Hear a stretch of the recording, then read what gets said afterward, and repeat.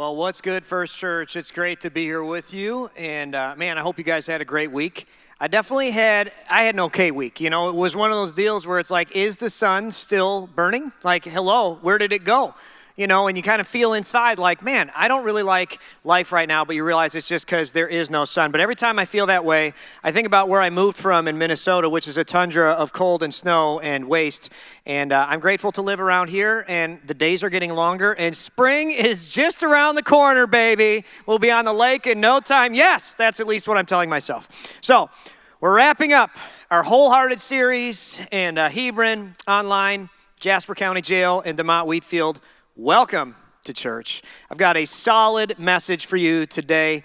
And last week, we talked about how the presence of God comes from making disciples. We looked at Matthew 28, where Jesus tells us that he's with us always, even to the ends of the earth, as we're making disciples. And I said, hey, look, we got to get off the cruise ship and into the trenches. And, many of you were moved by that message. We have a record Next Step class happening today, and we saw several people choose to follow Jesus after that message, which is great. But I know a lot of us were like, okay, wait a minute, Pastor. Sharing faith, making disciples, great. But it's easier said than done. You know, I'm a little afraid about, whatever, and anxiety and whatever. Listen, today I want to talk about courage, risk, and dealing with the unknown and uncertainty. I think it's going to be a really good message. I know many of you want to make disciples, but you don't like the unknown. You don't like uncertainty.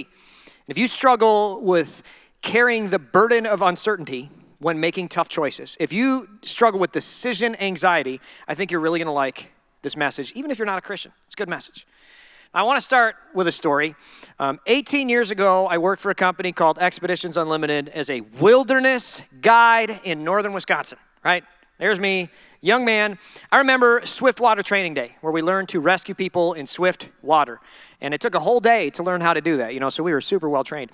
But before starting out on the rapids, our head guide started telling us these stories of how dozens of different people had died in this set of Class 3 rapids. So-and-so died over here, and this is how they died, and whatever else. And this guy, his name's Higgins, and he looks like Doc from Back to the Future. 50,000 gigawatts, whatever, hair, eyes, all of it. It's like, wow, you could have been the character. And he is like that. And it's just what he's like all the time, telling us about people died. We practiced rope throwing, which is where you take a bag with a weight in it, and it's stuffed full of rope, and you throw it out into the rapids to save an ejected swimmer who's been thrown out of the raft. And then he said, we're going to practice rapid swimming, which is where if you want to cross the rapids, you don't just swim directly across the rapids because you'll get swept way downstream. What you do is you aim straight upstream and then slightly off axis, and it's like swimming on a treadmill, kind of slowly going over, and that's how you do it. And our head guide, Higgins, was showing us what was up. I mean, this dude is, he's a winner. All he does is win no matter what. Swimming back and forth through Class 3 rapids, no big deal, doing it like a boss. And we were all impressed, because here's this older dude who's super cool and, like I said, looks like Doc from Back to the Future. So we're laughing and getting to know each other. And the guides were all NCAA athletes, except me. So I felt a little intimidated. I mean, obviously, look at me, but not really. It was a little embarrassing. I was pretending not very well. And as we're talking, all of a sudden, Higgins comes by floating face down in the water, not moving. And all of us were looking at him as he floats by, and we were a little confused because he's the kind of guy who never fails. He's tough. He's a winner. All he does is win no matter what, like I mentioned. And I think a lot of us were thinking, maybe he's looking for a fish or something. And also, face down, not moving. Maybe he's trying not to scare it. I don't know. And we were training that day to rescue a conscious swimmer who had been ejected from a raft. We had no idea what to do with an unconscious swimmer. And it was kind of one of those moments where there was some uncertainty. I call it a perhaps moment, where you're thinking, perhaps it's this, perhaps it's that. Perhaps he's drowning, perhaps he's looking for a fish. You don't know. Have you ever had a perhaps moment? They're not fun. There's no clear answer. There's risk and uncertainty, and you don't know what the best move is. You don't know right from wrong. What do? It's a perhaps moment. I was standing towards the bottom of the rapids, and one of the mitigating factors in what I wanted to do was the fact that there was a 10 to 12 foot waterfall at the bottom of this rapids.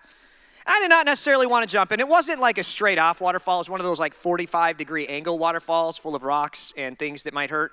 And then the bottom, there was this big flume of jetting water. Anyway, it looked bad. And I was like, man, if I jump in, I'm going to have to go down that waterfall if I miss the rope trying to get this guy. Scary. But if he's drowning, I'd better jump in. It was all this perhaps stuff going on in my mind. So I did. I jumped in. I grabbed him. I flipped him over. I put him in a safety hold, which is where you lock his head right here and you're floating with your feet up. They threw the ropes at me. I missed the ropes, and we went down the waterfall. And that hurt, lots of bruises, whatever, very uncomfortable. And then I swam him to the side in an eddy, and then he jumps up and he goes, "Way to go, Johnny, that was a test." And I was like, "Great, awesome test." It hurt a lot. When was the last time you had a real perhaps moment? A perhaps is a decision that you make or a risk that you take in which you're not sure if you're going to succeed, and you're not even sure if this is the best choice. And the thing is, life is full of perhaps moments. A first date, an engagement, let's be honest, a wedding day, full of perhaps moments. Answering a phone call, going out with friends, having a conversation with a stranger. You know what blows my mind is young people do not like getting phone calls if you don't text them first. And it's like, why would I text you if I'm going to call you? You know what I mean? Like, we're calling to communicate. Do I need to? But here's the thing. They want to minimize the perhaps of an unknown phone call. What is this conversation going to entail? I need to prepare my mind and heart for it. Because young people and the youngest generations have worked really hard to avoid uncertainty. Our society, in fact, has begun to see risk unnecessarily behind many different things. We do not like uncertainty in the unknown. Applying for a new job, asking for a raise, confronting a boss or an employee. These are all perhaps moments. And I think our culture has really begun to do everything it can to eliminate all of the perhapses from life. We'll avoid it no matter the cost. And I think one of the most perfect examples of this is driver's licenses. It used to be that well over half of 16-year-olds would get a driver's license within their 16th year. Today, it is slightly less than 25%. That's remarkable. Young people are like, I don't want to get in a car with a stranger, and what if we have to talk? What if he tells me I'm doing a bad job? What if I don't know what to do? To the point where young people don't want to get their driver's license. We will do anything. We'll avoid life. We'll avoid travel and experience. We'll avoid moving out, getting a job, going anywhere to avoid a perhaps moment. We hate perhaps moments. It's just society. And I see so many parents like, "Oh, I hope my kid is listening. Please move out." Now, the problem with perhaps moments is they represent a big problem for last week's message and life in general. I said we need to make disciples. And following God and living out that Great Commission purpose involves a lot of perhaps moments. The Bible is riddled with stories of perhaps moments, particularly the Old Testament. And the Hebrew word for perhaps, or that's translated as perhaps, is ule, which means perhaps. And as with most foreign languages translated into a different language, it's not necessarily a one-to-one with perhaps. It's a deep cultural concept that talks about hope in the face of uncertainty. It's sort of like Han Solo in Star Wars pushing the throttles up of the Millennium Falcon saying, "I hope this works." And Princess Leia being like, "This is a bad idea." They were a terrible couple, doomed from the beginning. But it's often used when there's a pretty big problem. And in general, the Hebrew concept of perhaps is a godly risk taken for a godly reason, hoping for a godly outcome. It involves a degree of, I don't know if this is going to work, but it's the only thing I can do. I got to do something. Something's better than nothing. Let's try it. And you see it throughout the Bible. Examples include Esther, Mordecai saying to his niece, "Perhaps God chose you for such a time as this." That's ule. That's that concept of perhaps. Ruth with Boaz. She didn't know, but perhaps it will work out. My favorite example is this crown prince named Jonathan. He's King Saul's son, the same King Saul that David fought for. And they're facing the same enemy that David fought against, the Philistines. And Saul, the king, is afraid of uncertainty. It's one of his crippling problems throughout life. When you look at King Saul in the Bible, he is crippled by perhaps. He does not like uncertainty. And he's sitting with his little army, facing a bigger army, avoiding tough choices, doing nothing. Jonathan would become best friends with David. Jonathan is a great dude. His dad is a bit of a screw up, but Jonathan is a warrior. He's bold and courageous, and he makes things happen. Now, here's the problem. His dad, King Saul, had a decent-sized army, but because of perhaps, he sits there afraid, and thousands of soldiers walk away. Their army whittles down to just 600 men. Facing a vastly superior army, the Philistines had over 3,000 chariots, 6,000 charioteers, and infantrymen as numerous as, quote, the sand on the seashore. Chariots against infantrymen are like battle tanks against riflemen, like super effective. Not only that, but check out 1 Samuel 13, verse 19. It says, "There were no blacksmiths in the land of Israel in those days. The Philistines wouldn't allow them for fear they would make swords and spears for the Hebrews." So it's like, nice. We're going to fight these Philistines with sticks sharpened with rocks, and they have swords. It's like fighting a fire with squirt guns. This is rough. Saul the king, Jonathan's dad, is paralyzed by fear because of a perhaps. He's not sure what to do, so he does nothing. He takes no action. He's just pacing, doing nothing. And the problem is getting worse and worse. I wonder if any of you have ever done that. He's surrounded by thousands of charioteers and troops. He's avoiding the problem with a small little army. 1 Samuel 14, verse 2 sheds more light on it. Check this out. It says, meanwhile, Saul and his 600 men were camped on the outskirts of Gibeah around the pomegranate tree at Migron. Now, this sounds like nothing, but this is actually a something burger of a verse. It gives us context. If you know biblical geography, Gibeah is to the northeast. Okay? The Philistines are coming from the southwest. And so what he is doing is he is running directly away from the enemy. And they go up to this pomegranate tree, which is like this big lavish thing. It's like, fancy. They're eating, they're enjoying themselves, and they're allowing the Philistine army to pillage the countryside. They're avoiding responsibility. I wonder if anyone here has done something like that.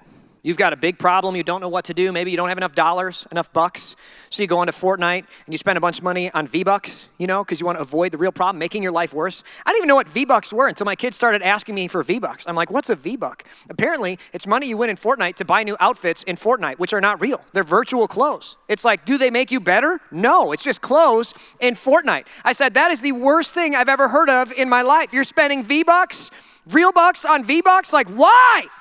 We don't even have screens. You've never even played this game. But my kids want the V-Bucks because everybody's talking about V-Bucks.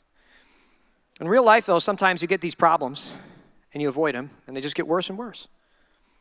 And Jonathan looks at his dad. He's like, come on, Dad.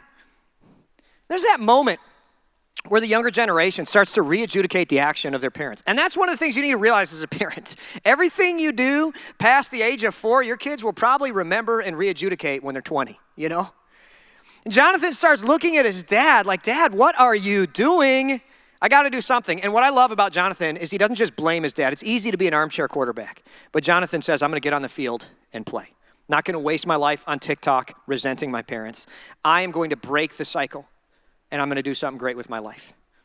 And so he leaves the camp, and he goes to fight the Philistines. He sees it perhaps floating by in the water, and he doesn't know if it's the best choice, but a choice is better than no choice.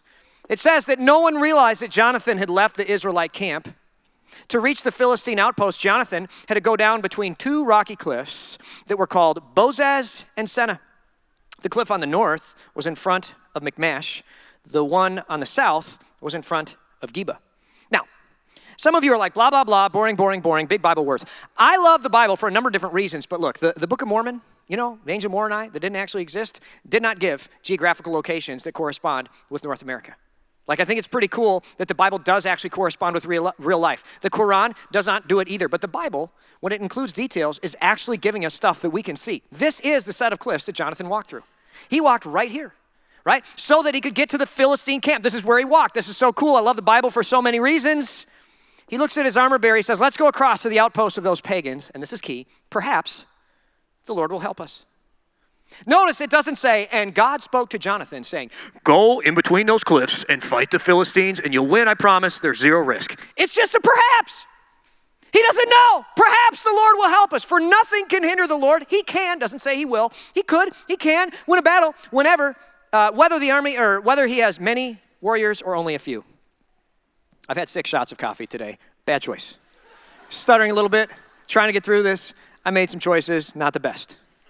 Perhaps God can use me anyway. I love this. They're sneaking under cover of a cliff valley, and this is not a paintball game. Paintball to me is a fun game because it gives you some, adrenaline, whatever, and you're sitting there breathing through your mask, all scared, whatever, heart's beating. I like that. But this is not paintball where you get shot and you respawn 15 minutes later. This is not Call of Duty Black Ops where you respawn instantly. It's a battle for life and death against a pagan horde that wants to kill your family. And the stress is real. He might die, his family might die. He could be caught at any moment. But perhaps this could work. And something's better than nothing. He does not act on a sure thing. Perhaps the Lord will help us. I want you to see that. This is such a big deal. In verse 11, it says, when the Philistines saw them coming, they shouted, look, the Hebrews are crawling, oh, I did that wrong. Look, the Hebrews are crawling out of their holes. Then the men from the outpost shouted to Jonathan, come up here and we'll teach you a lesson. You know, that's the creepy voice in Minnesota. Doesn't sound good. And for me, this is where the rubber meets the road. This is where I would run away saying, stranger danger, I don't want to be taught a lesson. I want to run away, right? But Jonathan, he's a great leader, and he goes for it. Check out what it says. He says to his armor bearer, come climb right behind me, for the Lord will help us defeat them. Notice a pivot in his perspective. Okay, I love this. This is what great leaders do in the moment. Okay, this is a moment where there's no sense in not choosing faith and projecting confidence. They've already been seen. They can't really run away. They just have to go for it. And rather than being a weak leader who's like, we're hosed, it's over, whatever, which you don't actually know, he just projects confidence. This is what great leaders do. And I love that he ignores his insecurity. Some of you are like, how do you know he was insecure? Trust me, I know. I've been a leader for a lot of my life. What is he hearing in his head? I hear it all the time in mine. You know, you're so dumb. We're all going to die. Nobody wants to listen to you. You're fat and ugly, and they all hate you. Like, that's what he's hearing in his head, okay? It's not too tough to hear. Jonathan's hearing this, but instead of saying that to his armor bearer, he projects confidence in the moment. So they climbed using both hands and feet. They're scrabbling up this hill with sticks against an army with swords. And the Philistines fell before Jonathan. This guy, tomahawk savage, beast mode, love it. And his armor bearer killed those who came behind them. Yes, that's cool. I love the end of that story. They dominate.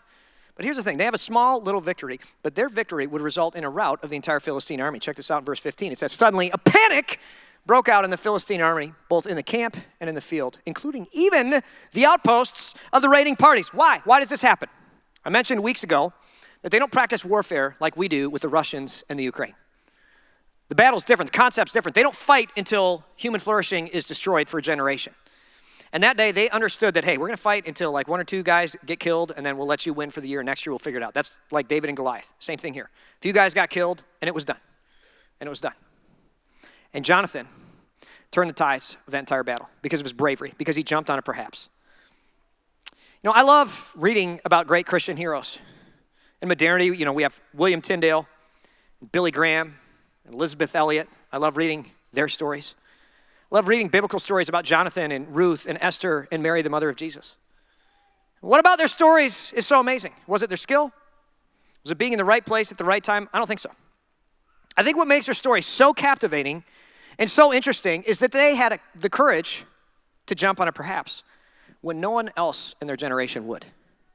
Did Mary understand what God would do completely? No. There's a ton of perhaps there. But she said, may it be unto me as you have spoken. Did Esther know what was going to happen? No. Literally, Mordecai looks at her and says, perhaps God has chosen you for such a time as this. We don't even know, but you got to do something. Did Jonathan know it would work out? No, it was just a perhaps. I think so many of us, we want to see God move greatly through us. When we look at Matthew 28:18. We talked about this last week. Jesus came and told his disciples, I have been given all authority in heaven and on earth. Therefore, go and make disciples of all the nations. And be sure of this, I'm with you always, even to the end of the age. Do we know for sure that God will be with us as we make disciples? Yes. Do we know that when we make disciples, we'll win every attempt? No. There's a big perhaps there. I think the biggest reason many of us don't want to do the work of God in our life is because we're afraid of the perhaps moments, like we are in many areas of our life. So we sit in our rooms. We sit in our houses. We sit in our Bible studies. We sit with our same circle of friends, hanging out with the same people or playing the same games on our phone, Candy Crush, whatever, avoiding every perhaps that we can. I'm just going to play words with friends because I don't want to have words with friends in real life. You know, it's easier. And then we ask this question, and some of you may have asked this question before. It's a question I ask myself. Why does God not move now through me like he did then through them? You ever wonder that? I want to experience this thing, and I see God moving through them, but what about me? And the answer is that we never open the door of a perhaps in our life. Most people don't, even back then. If you want to see the light of the glory of God shining through your life, you have got to open the doors of a perhaps. And sometimes he will move through the way we hope. Sometimes he won't, but you got to open that door. You got to take that risk. I wonder, when was the last time you opened the door of a perhaps for God in your life? When was the last time you took a godly risk for a godly reason, hoping for a godly outcome? I can remember the first time I really did it. I just turned 16. I just gotten my driver's license. sitting in my 1988 Mercury Sable at a Freedom gas station in Minnesota, Matamidi, Minnesota. I was filling her up with gas. And I saw a lady in what was, at the time, probably the worst car ever made. It was a Pontiac 6000. And she had a big, as is often the case, puddle of oil underneath her car because she had thrown a rod. Her engine was toast. She's sitting at this gas station crying. And I see her and her daughter. And I walk up there with my Letterman's jacket. It was too big because I thought I was going to grow and didn't. Looked like I was wearing my boyfriend's Letterman jacket. No good. I walk up there and I say, ma'am, I can see that your car is broken. Do you need a ride? And she was like, yes, that would be amazing. And I just learned how to share Jesus without fear. I read the Romans Road thing and learned how to share my faith, whatever. So I start sharing my faith with this lady in the car. I just think, well, perhaps God can use me. And she gave her life to Christ tearfully in the car, and I prayed with her. She received Christ. I was like, wow, this is amazing. I'm hot like a pistol. I'm going to do this everywhere I go. So I call up my friend Ben, who I loved, good friend. I said, Ben, come over here. Let me teach you a lesson, just like the Philistines. Come over here, teach you a lesson. He's like, okay, that's weird. So he comes to my house. Not a good move. And I shared Jesus with him, and I permanently damaged our friendship. He was offended and upset. I didn't do it very well. I opened the door, and God did not use it the way that he hoped. I hoped. I learned how to share my faith better. I learned some lessons about what not to do, but God did not shine through that like I hoped. And here's the truth. That's why it's a perhaps, not a for sure. Since then, I've opened the perhaps door thousands of other times. Sometimes it works. Sometimes it didn't. But God was with me in every single one, even when it didn't work out. The only times in my life where I feel like God hasn't been with me is when I stopped opening the door of perhaps. I stopped taking risks for God. When I got gun shy and I saw opportunities floating by and I thought, oh no, I don't want to do the waterfall. I might be looking at fish. I don't want to get yelled at. I'm scared.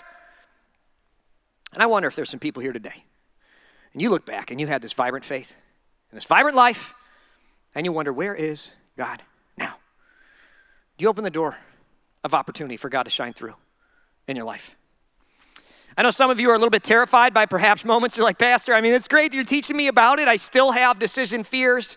Let me share with you what I've got here is 4 tips on seizing perhaps moments that might be helpful.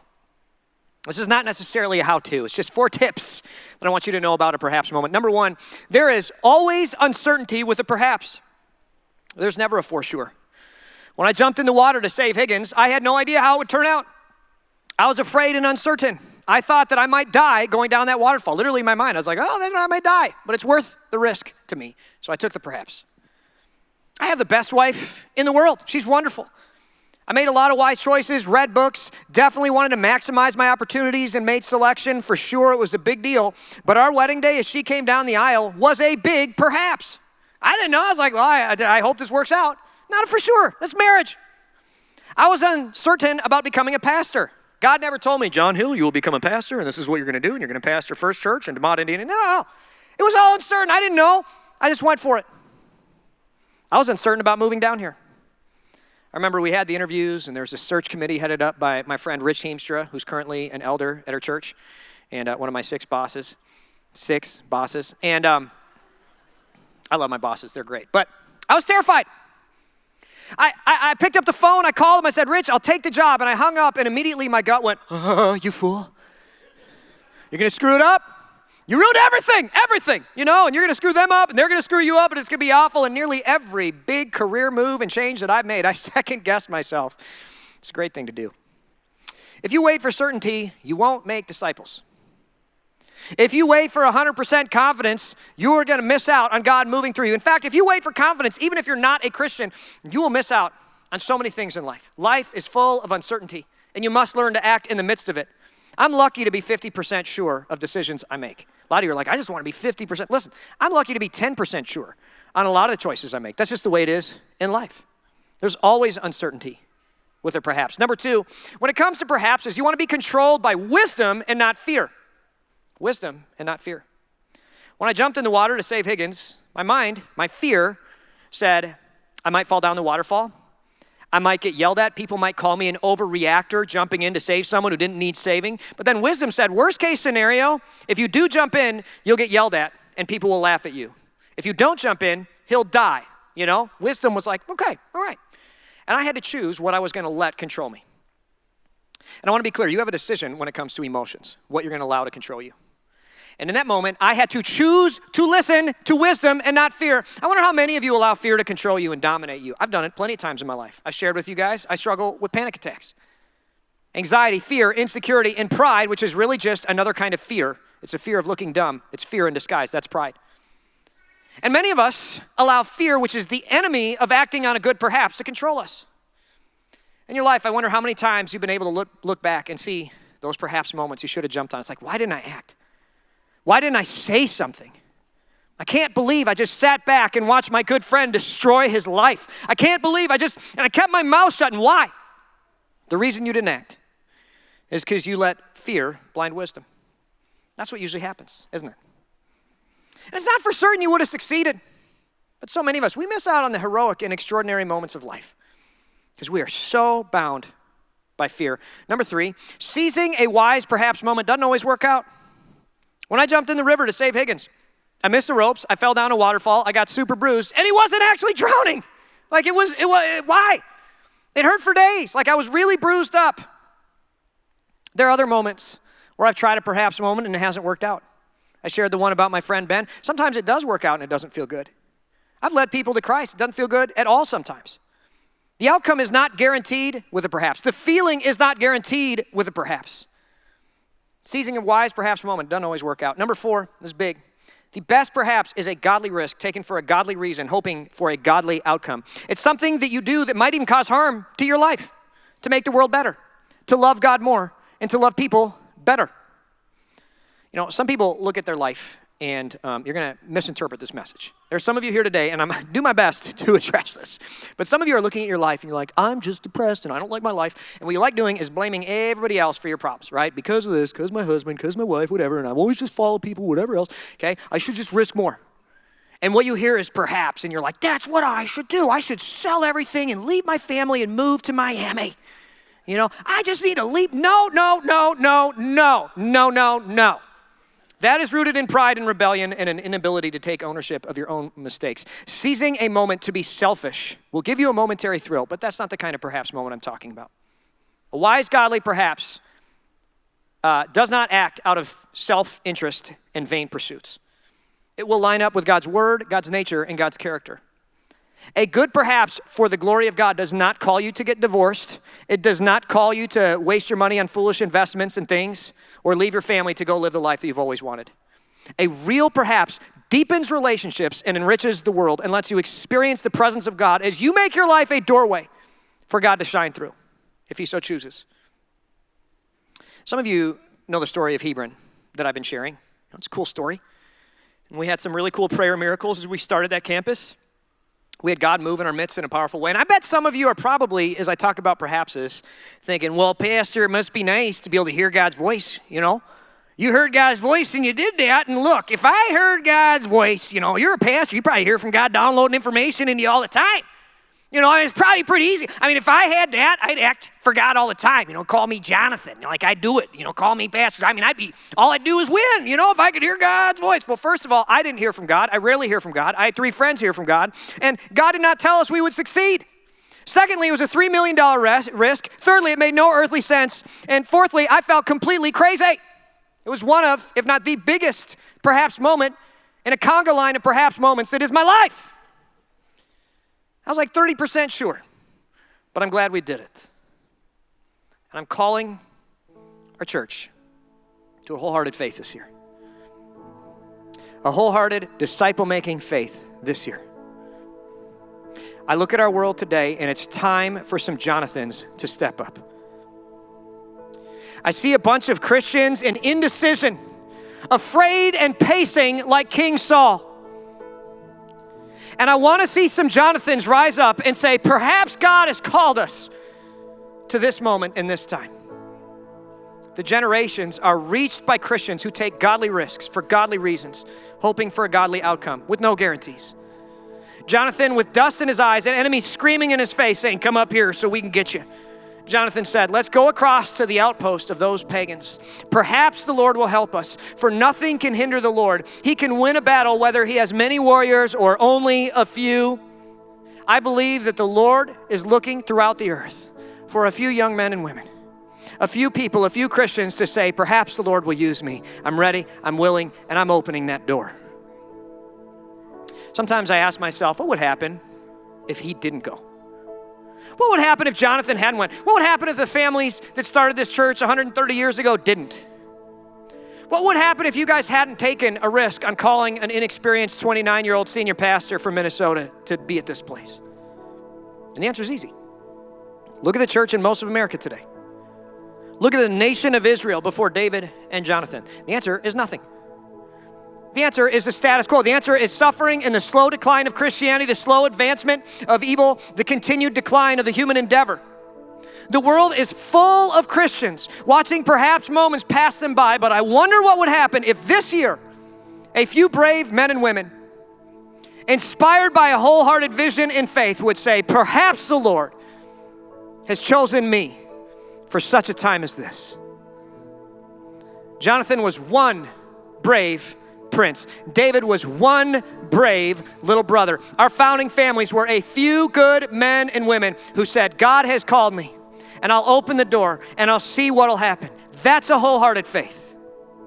It says, in spite of the uncertainty, I'll go. I'll make disciples, and perhaps the Lord will use it. Whether I win or lose, whether I fail or succeed, I will open the door. Perhaps the Lord will use it. I'll give the invite. I'll give and tithe financially. I'll call them to grace.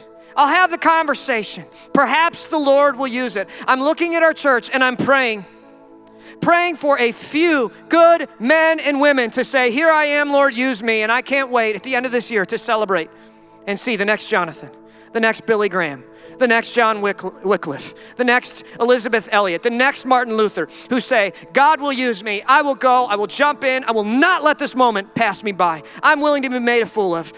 May God be glorified. As we close, I know there are some of you who deal with a great deal of decision anxiety, and you're waiting for certainty. And look, when it comes to Christianity in particular, our faith is super informed. All the evidence is on our side among all world religions and movements. Atheism, Hinduism, Buddhism, like something doesn't come from nothing. Intelligent design doesn't come from no intelligence. I mean, we know, we have a preponderance of evidence. But I want to be clear, if you are waiting for certainty, you'll never go for anything in life. Nothing in life is certain. Our country, our constitution, our government, my marriage, our kids. Lord have mercy, our kids. Nothing is certain.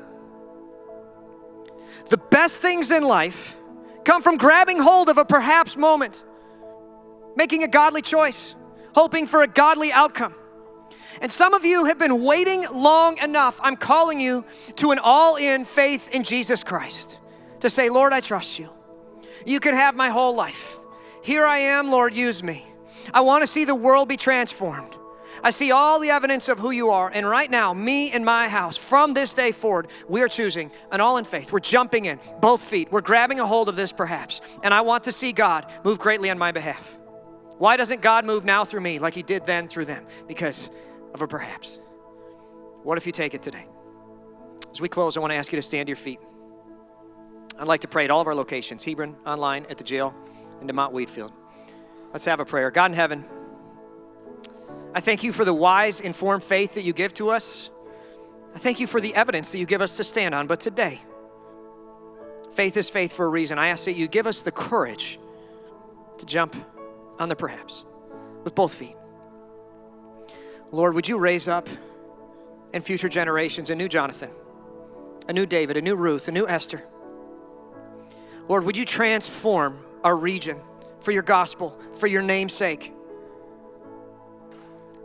through a faith-filled person, through some faith-filled people who take a stand for your gospel, for your truth, for your glory. God, today our churches choose a wholehearted faith, and I ask that you'd use it for your name's sake. In the name of Jesus, we ask and pray these things. Amen. Let's sing this last song together, Christ be magnified.